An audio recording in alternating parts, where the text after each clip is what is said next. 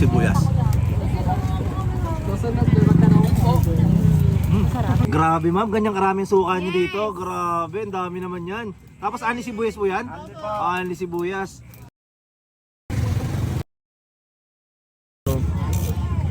Pinamimigay. Punta natin sila dito sa may Cubs Kabuyaw Food Park. Grabe oh. Kano isang ganito sir?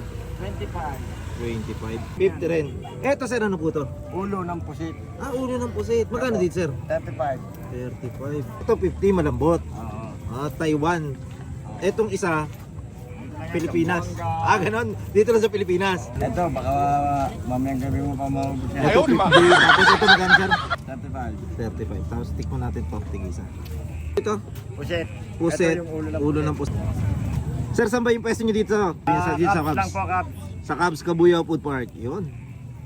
Grabe talagang dinudumog tong pusit ni Manong dito sa may Cubs Kabuyaw Food Park. Tignan natin. Anli sibuyas to, anli suka. Grabe. Hindi lang masarap, malambot pa. Anli sibuyas. Sarap. Ito naman yung ulo. Ulo ng pusit. Ano alam? May suka pa at saka sibuyas.